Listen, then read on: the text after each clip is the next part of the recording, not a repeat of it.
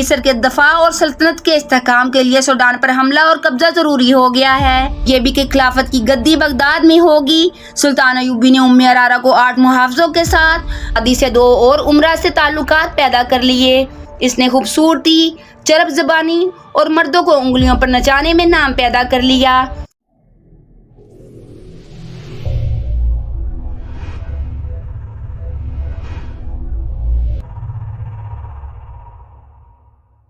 السلام علیکم ہمارے پیارے ناظرین، میں امید کرتی ہوں کہ آپ سب خیریت سے ہوں گے۔ جیسا کہ آپ جانتے ہیں کہ ہم آپ سے سلطان صلاح الدین ایوبی کے دور کی حقیقی کہانیاں، عورت اور ایمان کی مارکہ آرائیاں بیان کر رہے ہیں۔ پچھلے پارٹ میں ہم نے آپ سے شیئر کیا کہ جب پروہت نے ارارا کو قربان کرنے کے لیے تلوار اس کی گردن پر رکھی، تب اچانک ایک تیر اس کی بغل میں دھس گیا۔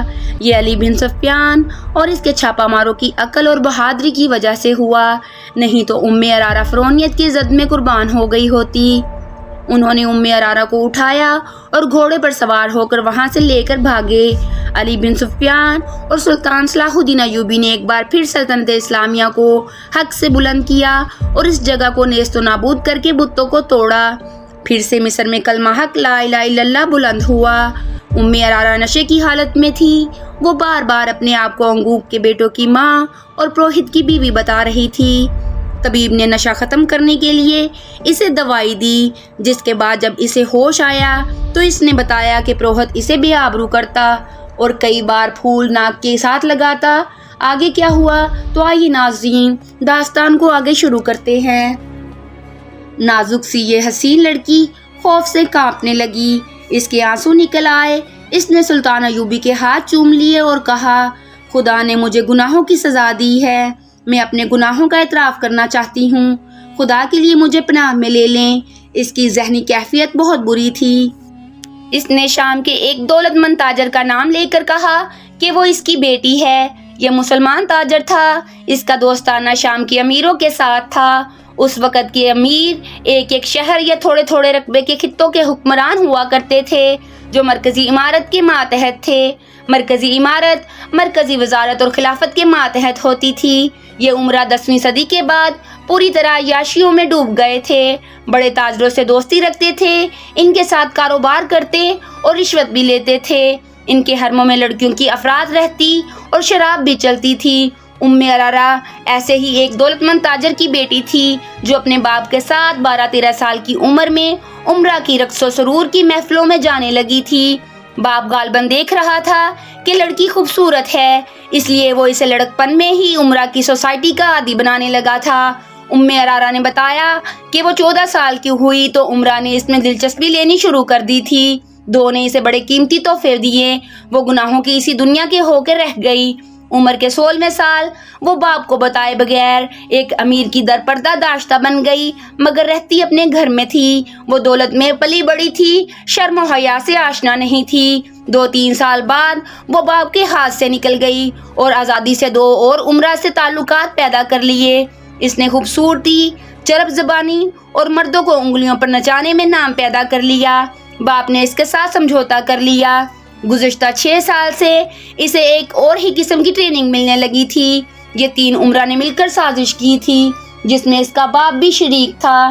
اسے خلافت کی جڑی کھوکھلے کرنے کی ٹریننگ دی جا رہی تھی۔ آگے چل کر اس سازش میں ایک صلیبی بھی شامل ہو گیا۔ یہ عمرہ خود مختار حاکم بننے کے خواب دیکھ رہے تھے۔ صلیبیوں کی مدد کے بغیر یہ ممکن نہ تھا۔ ارارا کو نور الدین زنگی اور خلافت کے درمیان غلط فہمیاں پیدا کرنے کے لیے بھی استعمال کیا گیا تھا۔ صلیبیوں نے اس مہم میں 3 عیسائی لڑکیاں شامل کر کے ایک زمین دوز محاذ بنا لیا۔ انہوں نے جب دیکھا کہ مصر میں صلاح الدین ایوبی نے نام پیدا کر لیا ہے اور اس نے 2 ایسے کارنامے کر دکھائے ہیں جس نے اسے مصر کا وزیر اور امیر نہیں بلکہ بادشاہ بنا دیا ہے، تو ارارا کو خلیفہ العزد کی خدمت میں تحفے کے طور پر بھیجا گیا۔ اسے مہم یہ دی گئی کہ خلیفہ کے دل میں صلاح الدین ایوبی کے خلاف دشمنی پیدا کرے اور سابق سورانی فوج کے جو چند حکام فوج میں رہ گئے ہیں انہیں العزد کے قریب کر کے سوڈانیوں کو ایک اور بغاوت پر آمادہ کرے۔ इससे दूसरी मुहिम ये दी गई थी कि खलीफा अल आज़द को आमादा करें कि सूडानी जब बगावत करें तो वो इन्हें हथियारों और साजो सामान से मदद दे और अगर मुमकिन हो सके तो सलाहुद्दीन अयूबी की फौज का कुछ हिस्सा बागी करके सूडानियों से मिला दे।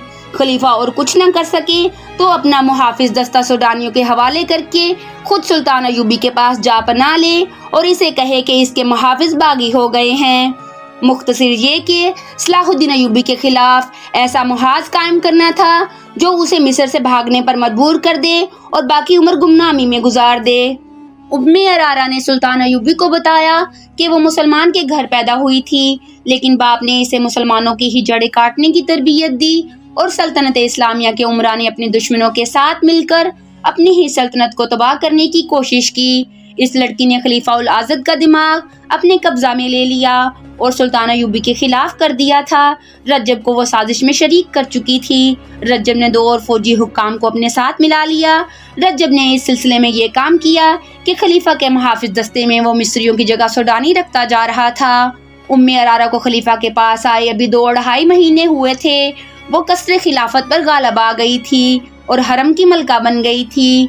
इसने ये इंकशाफ भी किया कि खलीफा सुल्तान अयूबी को कत्ल कराना चाहता था और रज्जब ने हशीशैन से मिलकर कत्ल का इंतज़ाम कर दिया है। यह महज इत्तफाक की बात है कि सुल्तान अयूबी ने खलीफा के बेकार वजूद और ऐश परस्ती से तंग आकर इसके खिलाफ कार्रवाई शुरू कर दी थी और ये भी इत्तफाक था कि उम्मे अरारा को वही लोग अगवा करके ले गए जिन्हें वो सुल्तान अयूबी के खिलाफ लड़ाना चाहती थी। और ये इत्तफाक तो बड़ा ही अच्छा था कि सुल्तान अयूबी ने रज्जब से मुहाफिज दस्ते की कमान ले ली और वहाँ अपनी पसंद का एक नायब सलार भेज दिया था। मगर इन इत्तफाकात ने हालात का धारा मोड़कर सुल्तान अयूबी के लिए खतरा पैदा कर दिया। सुल्तान अयूबी ने उम्मे अरारा को अपनी पनाह में रखा। लड़की बुरी तरह पछता रही थी और गुनाहों का कफारा अदा करना चाहती थी। कुदरत ने इसे एक धचका देकर इसका दिमाग दुरुस्त कर दिया था। सुल्तान अयूबी ठंडे दिल से सोचने लगा कि इस साजिश में जो हुक्काम शामिल हैं इनके साथ वो क्या सलूक करे। दूसरे दिन अन्नासर और बहाउद्दीन शद्दाद फरोनों का आखिरी निशान मिटाकर फौज वापस ले आए। 8 दिनों बाद रात का पिछला पहर था। सुल्तान अयूबी के जागने में अभी कुछ देर बाकी थी। उसे मुलाजिम ने जगाया और कहा कि अन्नासर, अली बिन सुफियान और 2 और नायब आए हैं। सुल्तान उछलकर उठा और मुलाकात के कमरे में चला गया। इन हुक्काम के साथ इन दस्तों में से एक का कमांदार भी था जो शहर से दूर गश्त करते रहते थे। सुल्तान अयूबी को बताया गया कि कमोबेश 6000 सूडानी, जिनमें बरतरफ सूडानी फौज के अफराद हैं और इस वहशी कबीले के भी जिसके अकीदे को मलियामेट किया गया था, मिस्र की सरहद में दाखिल होकर एक जगह पड़ाव किए हुए हैं। इस कमांदार ने ये अक्लमंदी की कि आम लिबास में 2 शुतर सवार ये मालूम करने के लिए भेजे कि इस लश्कर का क्या इरादा है। इन शुतर सवारों ने अपने आप को मुसाफिर जाहिर किया और ये मालूम कर लिया कि ये लश्कर काहरा पर हमला करने जा रहा है। शुतर सवारों ने लश्कर के सरबराहों से मिलकर सलाहुद्दीन अयूबी के खिलाफ बातें की और कहा कि वो बहुत से आदमियों को इस लश्कर में शामिल करने के लिए लाएंगे। यह कहकर वो रुखसत हो आए। इनकी इत्तला के मुताबिक ये लश्कर इधर उधर से मजीद नफरी का मुंतजर था और इसे अगले रोज वहाँ से कूच करना था। सुल्तान अयूबी ने पहला हुक्म ये दिया कि खलीफा के मुहाफिज दस्ते में सिर्फ 50 सिपाही और एक कमांदार रहने दो, बाकी तमाम दस्ते को छावनी में बुला लो।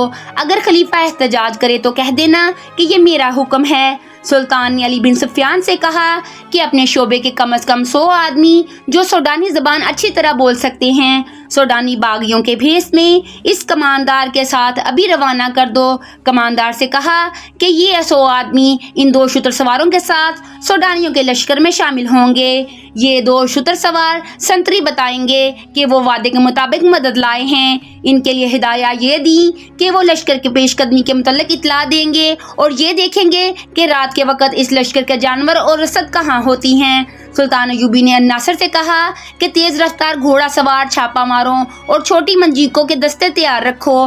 میں نے سوچا تھا کہ سیدھی ٹکر لے کر سوڈانیوں کو شہر سے دور ہی ختم کیا جائے۔ الناصر نے کہا۔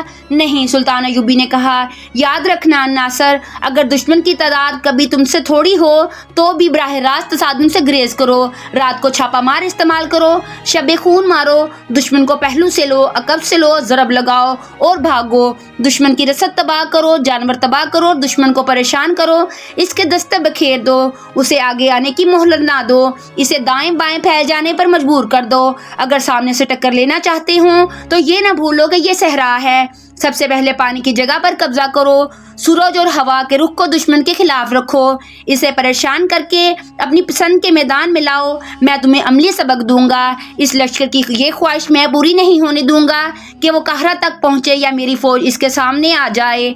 اس نے علی بن سفیان سے کہا، تم جن 100 آدمیوں کو لشکر میں شامل ہونے کے لیے بھیجو گے، انہیں کہنا کہ وہ سوڈانیوں میں یہ افواہ پھیلا دے کہ 6-7 دنوں تک صلاح الدین ایوبی فلسطین پر حملہ کرنے کے لیے جا رہا ہے، اس لیے قاہرہ پر حملہ اس کی غیر حاضری میں کیا جائے گا۔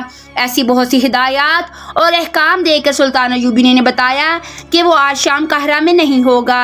اس نے انہیں قاہرہ سے بہت دور ایک جگہ بتائی، وہ اپنا ہیڈ کوارٹر دشمن کے قریب رکھنا چاہتا تھا تاکہ جنگ اپنی نگرانی میں لڑ سکے۔ سب نے ملاقات کے کمرے میں ہی صبح کی نماز پڑھی اور سلطان ایوبی کے احکام پر کارروائی شروع کر دی گئی۔ سلطان ایوبی تیاری کے لیے اپنے کمرے میں چلا گیا۔ سوڈانیوں کے لشکر میں اضافہ ہوتا جا رہا تھا۔ 2 سال گزرے، ان کی ایک بغاوت بری طرح ناکام ہو چکی تھی، دوسری کوشش کی تیاریاں اسی وقت شروع ہو گئی تھی۔ صلیبیوں نے مدد کا وعدہ کر رکھا تھا اور جاسوسوں کی بہت بڑی تعداد مصر میں داخل کر دی تھی۔ سوڈانیوں کا حملہ ایک نہ ایک روز آنا ہی تھا، لیکن یہ اچانک آ گیا۔ وجہ یہ تھی کہ سلطان ایوبی نے ایک سوڈانی قبیلے کے مذہب پر فوجی حملہ کیا اور اس کے دیوتاؤں کا مسکن تباہ کر دیا تھا۔ یہ وجہ معمولی نہیں تھی۔ مصر میں جو سلطان ایوبی کے مخالفین تھے، انہوں نے اس اقدام کو اس کے خلاف استعمال کیا۔ سوڈانی فوج کے برطرف کیے ہوئے باغی کمانداروں کو بھی موقع مل گیا، یہ فوراً حرکت میں آ گئے۔ ان میں مصری مسلمان بھی تھے۔ انہوں نے اس قبیلے کے مذہبی جذبات کو بھڑکایا اور انہیں کہا ان کا مذہب سچا ہے اور اگر وہ سلطان ایوبی کے خلاف اٹھیں گے تو ان کے دیوتا اپنی توہین کا انتقام لینے کے لیے ان کی مدد کریں گے۔ انہوں نے 5-7 دنوں میں لشکر جمع کر لیا اور قاہرہ پر حملے کے لیے چل پڑے۔ جوں جوں ادھر ادھر کے لوگوں کو پتہ چلتا تھا، وہ اس لشکر میں شامل ہوتے جاتے تھے۔ 2 شتر سواروں کے ساتھ جب 100 مسلح آدمی اس لشکر میں شامل ہوئے، یہ لشکر سرحد سے آگے آ گیا تھا اور ایک جگہ پڑاؤ کیے ہوئے تھے۔ سلطان ایوبی رات کے وقت اتنا آگے چلا گیا جہاں اسے لشکر کی نقل و حرکت کی اطلاع جلدی مل سکتی تھی۔ ان 100 آدمیوں نے حملہ آوروں کے سربراہوں کو بتایا کہ صلاح الدین ایوبی چند دنوں تک فلسطین کی طرف کوچ کر رہا ہے۔ سربراہ بہت خوش ہوئے، انہوں نے یہ پڑاؤ 2 دن اور بڑھا دیا۔ اگلی رات سلطان ایوبی کو اس لشکر کی پہلی اطلاعیں ملیں۔ اس سے اگلی رات اس نے 50 سوار اور 5 منجیقیں بھیجی جن کے ساتھ آتش گیر مادے والی ہانڈیاں تھیں، انہیں ایک گھوڑا کھینچتا تھا۔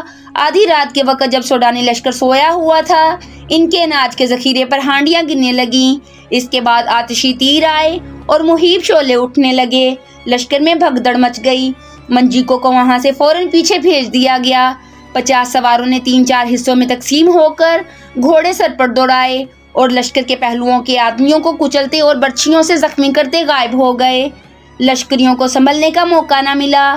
آگ کے شعلوں سے جہاں اناج کا ذخیرہ جل رہا تھا، وہاں اونٹ اور گھوڑے بدک کر ادھر ادھر بھاگنے لگے۔ سلطان ایوبی کے سوار ایک بار پھر آئے اور تیر برساتے گزر گئے، وہ اس کے بعد نہیں آئے۔ دوسرے دن اطلاع ملی کہ سوڈانیوں کے کم و بیش 400 آدمی آگ سے، گھوڑوں اور اونٹوں کی بھگدڑ سے اور چھاپا مار سواروں کے حملوں سے مارے گئے ہیں۔ تمام تر اناج جل گیا اور تیروں کا ذخیرہ بھی نظر آتش ہو گیا تھا۔ لشکر نے وہاں سے کوچ کیا اور رات ایسی جگہ پڑاؤ کیا جہاں ادھر ادھر مٹی کے ٹیلے تھے۔ اس جگہ شب خون کا خطرہ نہیں تھا۔ اب رات کو گشتی دستے بھی پڑاؤ سے دور دور گشت کرتے رہے، مگر حملہ پھر بھی ہوا۔ اس کا انداز بھی گزشتہ رات جیسا تھا۔ لشکر کے سربراہوں کو معلوم نہیں تھا کہ ان کے 2 گشتی دستے سلطان ایوبی کے چھاپا ماروں کی گھات میں آ گئے تھے اور مارے گئے ہیں۔ تیر اندازوں نے ٹیلوں سے آتشی تیر چلائے اور غائب ہو گئے۔ سحر کا دھندلکا نکھرنے تک یہ شب و خون جاری رہے۔ ان سے گزشتہ رات کی نسبت زیادہ نقصان ہوا۔ شام کو علی بن سفیان نے سلطان ایوبی کو اپنے جاسوسوں کی لائی ہوئی یہ اطلاع دی کہ کل دن کے وقت سوڈانی لشکر اس انداز سے پیش قدمی کرے گا کہ شب خون مارنے والوں کا ٹھکانہ معلوم کر کے اسے ختم کیا جائے۔ سلطان ایوبی نے اپنے قریب کچھ فوج رکھی تھی۔ اس نے رات کے وقت حملہ نہ کرایا۔ اسے معلوم تھا کہ اب دشمن چوکنا ہوگا۔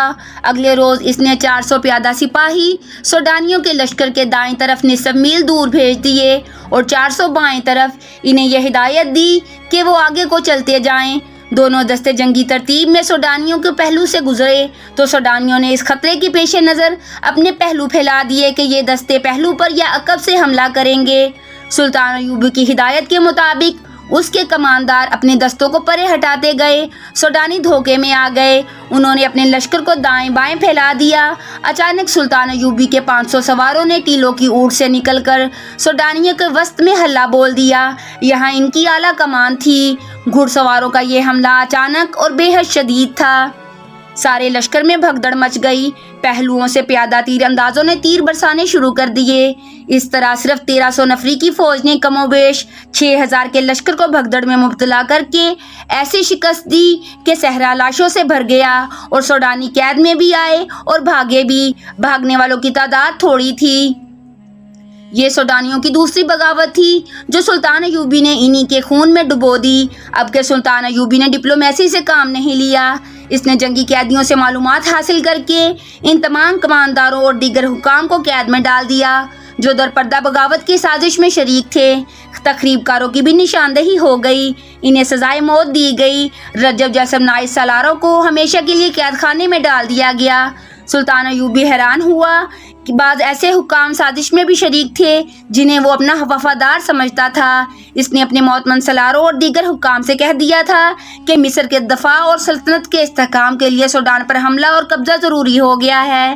اس نے خلیفہ الاعزد سے محافظ دستہ واپس لے کر اسے معزول کر دیا اور اعلان کر دیا کہ اب مصر خلافت عباسیہ کے تحت ہے اور یہ بھی کہ خلافت کی گدی بغداد میں ہوگی۔ سلطان ایوبی نے ام عرارہ کو 8 محافظوں کے ساتھ نور الدین زنگی کے حوالے کرنے کے لیے روانہ کر دیا۔ آگے کیا ہوا ہم آپ کو بتائیں گے ہمارے نیکسٹ پارٹ میں، تو پیارے ناظرین ہمارے ساتھ رہیے گا کیونکہ داستان ابھی جاری ہے۔